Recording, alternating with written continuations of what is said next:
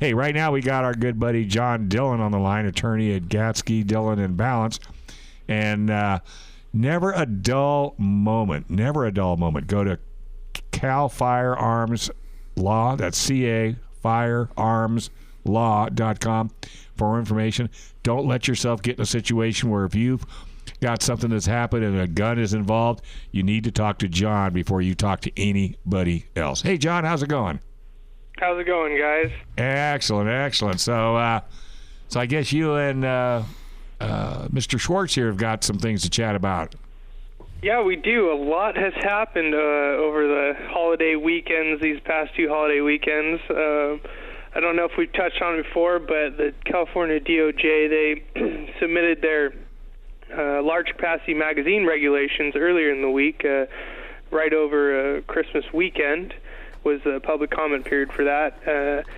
They were some extraordinary regulations in how the DOJ chose to interpret the law regarding large capacity magazines, or frankly standard capacity magazines that just hold more than 10 rounds. Luckily, so just to set the stage, John. So there's basically when they pass a law, there are a lot of questions as to how are they going to do this specifically. They by law banned normal capacity magazines that hold over 10 rounds. But then there's a lot of specifics. Okay, well, how are they going to do this?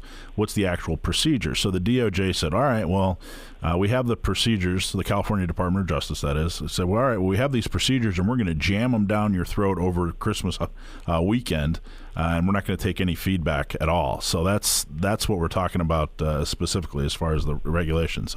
So go ahead, John.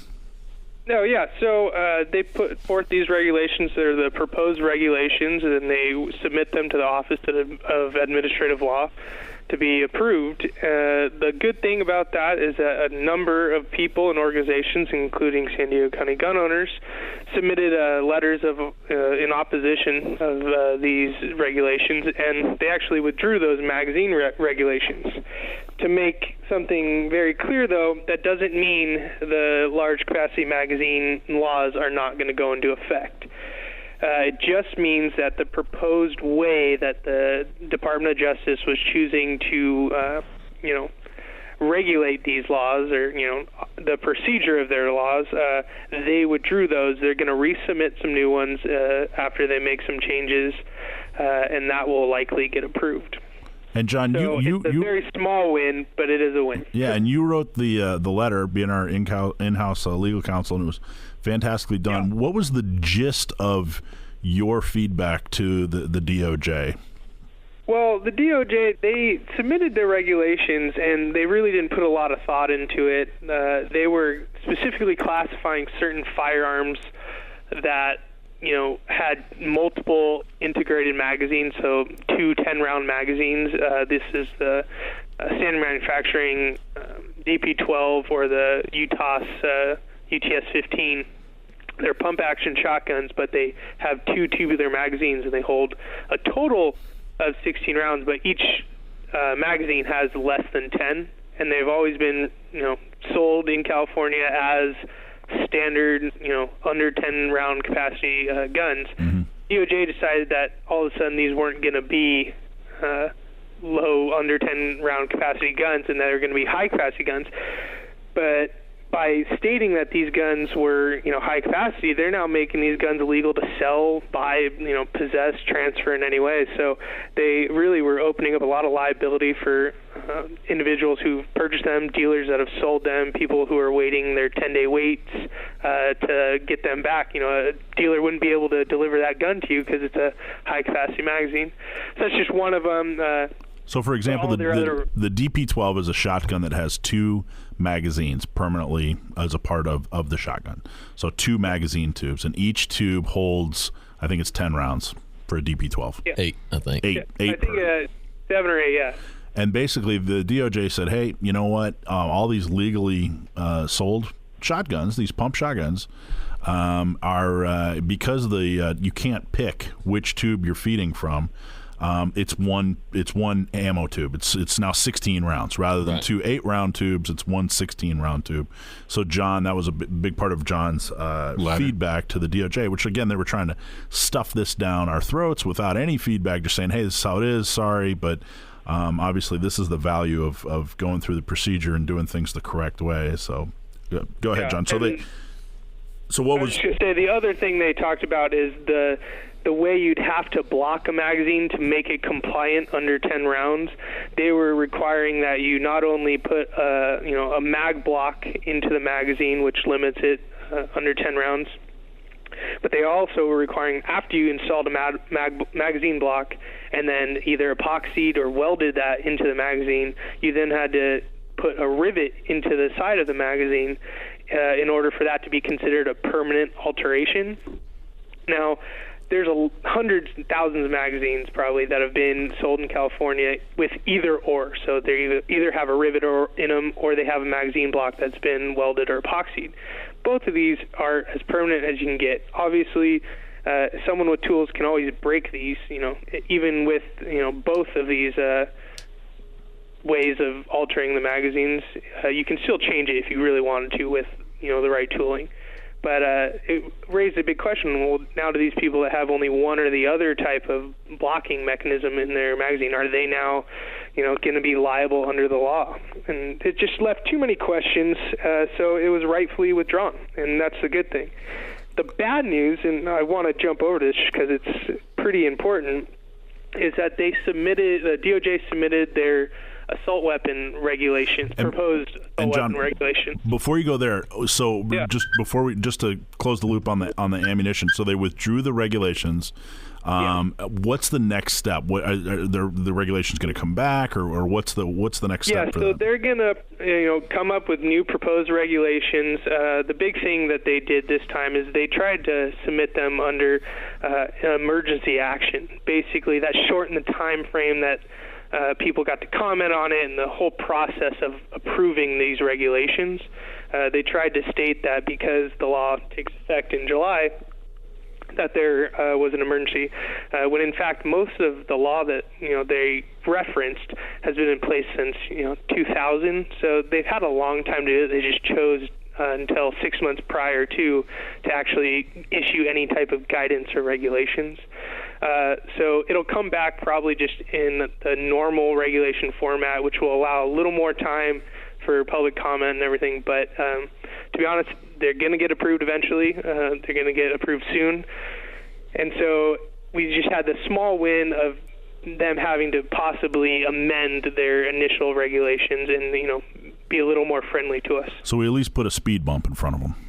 Yeah, it's a perfect way of explaining it. It's a speed bump. We didn't stop anything, but we did slow them down slightly, which is good.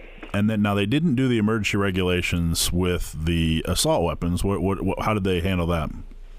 They didn't, which is ironic since the assault weapon regulations start today. So Happy New Year. Yeah, Happy New Year to you guys too about that.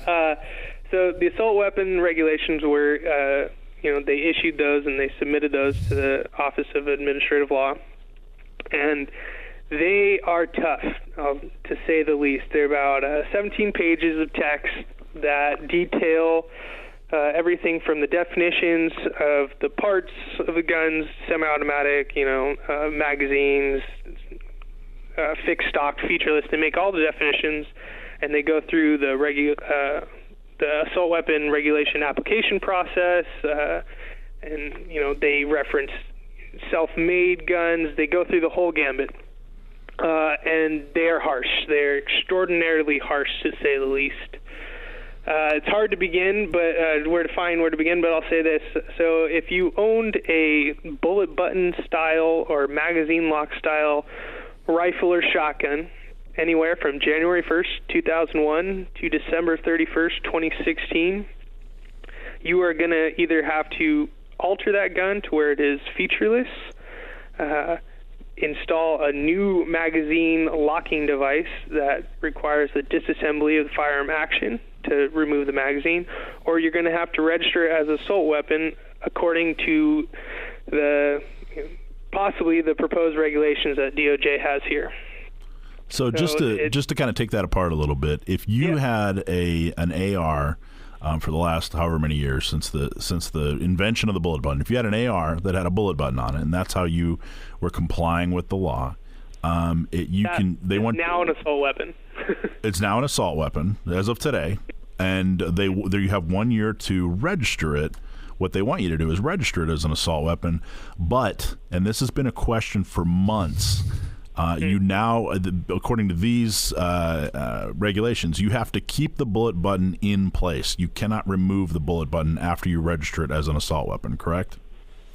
Correct, and that's possibly the biggest issue that everyone's going to have with these proposed regulations, is that everyone was assuming that once you register your rifle as an assault weapon, that you can now operate that firearm as an assault weapon, meaning you have all the features you want on it, and you can have a regular detachable magazine, just as you can if you applied for an assault weapon in the original assault weapons ban in 2000. Now, according to these regulations, you can't. They're saying you cannot alter the magazine release. So if you have a bullet button on your gun and you register as an assault weapon, you have to keep that on. Frankly, I think the DOJ is overstepping in the application of these laws. To be honest, the law that was created, all it did was amend the current assault weapon laws to include a more broad range of guns, which we're talking about the bullet button guns. They didn't create a new category of assault weapon under the law. It's under the same exact language, under the same exact category of guns, but the DOJ has decided to create their own subcategory. So you're going to have original registered assault weapons that have a detachable magazine, and then now apparently people are going to have registered assault weapons with bullet buttons. And according to the DOJ, there's a difference. According to the wording of the law, it doesn't seem that way, but these proposed regulations say differently. Hey, John, Joe Holyfield here. Yeah. So you said proposed. So what can we do or what can be done to, let the DOJ know that they are overstepping and get this done the right way? Yeah, honestly, exactly what happened with the large capacity magazine regulations. We need, seriously, every single gun owner in this state needs to write a letter, email a letter to the Department of Justice or the Office of Administrative Law in opposition of these proposed regulations. A lot of people and a lot of organizations did it for the magazines, proposed magazine regulations, and they withdrew them. The best thing we can do is file opposition in letters during the public comment period, and hopefully they will withdraw these proposed regulations and amend them according to the statements that are made. In all honesty, in reality, they're not going to just say, oh, you guys have a problem with this, let's fix it, and we're going to go on our merry way. A lot of comments will be ignored, and they're going to issue some regulations, and I'm going to guarantee they're not going to be very friendly, even if they amend them. So it will, have to be challenged if, someone decides that they, don't want a bullet button registered assault weapon. Someone's going to have to step up and challenge the law and challenge their application of the law. Hey, John, I always had this question. Like, let's say, okay, we need a letter written to the DOJ. Is there any way, or is this legal to where you drafted a letter, okay, and the only thing you leave blank is my signature box? So somebody could go to your website, download that letter. And the reason I'm saying this is if everybody had the letter you drafted, there's 99% chance DOJ can't throw it out because it's not written properly or it doesn't meet all the criteria, because you know how the government is. Is that something that you could do legally? That is something you do. In fact, I think, Michael, you can help me out on this. I believe the CRPA, California Rifle and Pistol Association. John, do this. Yeah. Stay with us. We got to take a quick break because it's bottom of the hour. We're kind of fudged because this is really, really important stuff. So hang with us a minute. We're going to take a break, and then we come back. We'll continue on with that, all right? Hey, we got John Dillon on the line. He's an attorney from Gatsky, Dillon, and Balance, and he is San Diego County Gun Owners Association in-house lawyer. And we're coming up with some information. Normally it was only going to be a 15-minute segment, but this is way, way, way too important. So sorry about that, John. Go ahead and continue. Yeah, no problem. So I was saying, we were mentioning people writing letters and kind of submitting a common letter under different names. In fact, the CRPA, California Rifle and Pistol Association, they offered up something just like that for the magazine regulations, where they drafted a letter and you were able to attach your name to it and submit it. And it's a common thing that happens during public comment periods. People do that. So if you feel that you can't, you don't know the law well enough to write it yourself, there's probably going to be another system set up for these assault weapon regulations. Well, Dave, I think you inspired us, Dave. We're going to San Diego County Gun Owners is going to come up with a form letter and make sure it's available to everybody and announce it to all our members and supporters, and get John's help to draft it. John, which is better, an email or a physical letter, or what are your thoughts on that? They're pretty much equivalent. These days, it's just much faster to email them out to the OAL's office. So great. Now that's totally what we'll do. Fine. We'll get a form. We'll get some standard wording and provide everybody the information they need to in order to do that. And we'll have that up on our emails and our Facebook and our website and everything. John, I had a question about as the regulations are right now. If you bought a stripped lower before the deadline, in anticipation of building it up in 2017, then now it sounds like you'd have to put a bullet button on it, and then you could register it as an assault weapon. Is that correct? So under the proposed regulations, they're stating that you cannot register a stripped lower. It has to be a fully assembled and functional rifle in order to be registered as an assault weapon. But does it have to be built up and fully functional by today, or when, or did they talk about that? See, that's the thing. It's supposed to be before January 1st, 2017. It's supposed to be a built-up, functional firearm. The reality is, I don't know how they can keep track of when someone assembled something at home, but to legally be compliant, it needed to be fully assembled before today. Interesting. So it's pretty rough. I do want to make two comments, though, for people that are choosing the other options other than registering as assault weapons.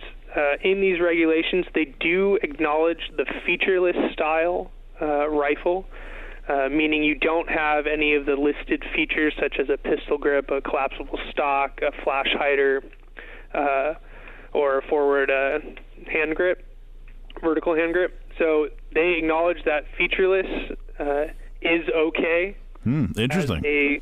And the other thing we have Darren Prince at North County Firearms. He is the original inventor of the bullet button. He came up with the Patriot Maglock, the new bullet button that complies with the letter of the law here. And we also have the AR Maglock is another new bullet button that complies with the new written law that requires you to separate the upper from the lower and disassemble the firearm action to take out the magazine. Those are the two main ones that I've heard of so far. Now, in these proposed regulations, they specifically define disassembly of the firearm action, and they are very specific in saying that taking out the rear takedown pin and lifting the upper receiver upwards and away from the lower receiver using the front pivot pin as a fulcrum before the magazine can be removed is considered disassembly of the firearm action. Wow, that's huge. They're acknowledging the new bullet button as acceptable. That's huge. So the way the new AR Maglock works is you have to pull off that rear takedown pin off of an AR, and then it flops it open, kind of like the old Corvette where the hood opened up the wrong way, So your AR kind of does this Corvette looking maneuver, and then you can detach the magazine. So they're saying in one document they basically acknowledge that featureless rifles are okay, and that the AR Maglock or Patriot button are okay as well. Yeah, so that's if you can find a silver lining in these regulations, I guess that would be it. They also go through how you're going to register these assault weapons. It's going to be electronically or online using the California Firearms Application Reporting System, or the CFARS. To just go through a couple things you're going to be required to do and everything. You're going to have to submit clear digital photographs of the firearm, and they have very specific... Wait, what? Wait, go back? Yeah, so with your registration of your assault weapon, you don't just get to write down the make, model, manufacturer, serial number. They're requiring you to submit clear digital photos of the firearm listed on the application, and they go into exactly what these photos should do. One photo shall depict the bullet button style magazine release installed on the firearm. One photo shall depict the firearm from the end of the barrel to the end of the stock if it is a long gun, or the point furthest from the end of the barrel if it is a pistol. The other two photos shall show the left and right side of the receiver frame. It actually is more specific than that. I just wanted to cut it out a little bit. But, yeah, so they're requiring photographs along with all the information you could ever possibly give them. That's ridiculous. They do acknowledge that co-registration is going to be possible, or joint registration of an assault weapon. So if you and your spouse have a rifle that you want to register, it seems that you'll be able to co-register. One will be the main registrant, and the others will be, in the proceeding also registered to that firearm. It is immediate family members, 18 years of age or older, and they had to be 18 before December 31st, 2017. So let me just go back. Let me just kind of recap. Okay, so what we've covered so far is if you have an AR with a bullet button. Let's take it from a different angle. If you want to register your AR, for example, in 2017, it has to have been assembled completely before today, before the 1st, and it has to have a bullet button, and the bullet button has to stay on, and you have to prove that by sending in pictures of it. And you can and you have to, and you can register it with a spouse or other family members. Is all that accurate? That seems, that's as accurate as I could summarize. I guess that's a good summary. They also will detail self-made firearms or firearms manufactured by an unlicensed subject. So now we're getting into the 80% receivers that people have made. I don't know if a little background on those. It's an unfinished frame. It's not considered a firearm, and you do the finish off the milling work, and you create your own AR-15 lower. That's the most common style. They do acknowledge the existence of these things, and they detail how, if you were ever going to register one of those, it had to be done. You're going to have to submit, before you even submit the assault weapon registration, you're going to have to get a DOJ-issued serial number for that 80% receiver. And they say even if you already have serial numbers and markings engraved on that firearm. All right, I'm depressed. Yeah, you are no fun. Honestly, these regulations are extraordinarily depressing, and just, like I said, there's big overreach with what the law states and how they're choosing to go about enforcing it and regulating them. In all honesty, I could keep going. We could talk on this for a couple hours. Yeah, we got to go jump out a window. But this is not the final draft. I want would you agree that people should not make decisions on what they're going to do as far as registering it, featureless, etc. They should not make decisions based on this draft. Wait until the final draft. Yes. Would you agree with that? I would absolutely wait until we actually have final approved draft in writing that you can reference. There's no point in changing spinning your wheels. Or changing, everything. Don't be before chicken you know little. what really is going to happen. Exactly. Quite honestly, these very well could be withdrawn if there's enough opposition. Well, they could go through. Yeah, you get the letter written, John. You get the letter written, and we'll get it on our website. We'll get it on Gun Owner San Diego. We'll put it on. We'll get that letter out there, and then that's all we'll talk about is get people to go there, download the letter, fill it out, and just be ready. There you go. All right. Hey, we got to hit the road, buddy. Thank you very, very much for calling Always good to talk to you, John. And we will talk to you down the road. Have a great new year. Boy, you're going to be busy. Yeah, you too, guys. Happy New Year. All right, buddy. All right, we're going to take a small break. When we come back, well, we had to kind of bounce Joe Holyfield around a little bit. Without someone doing something about it, it's not going to get any better.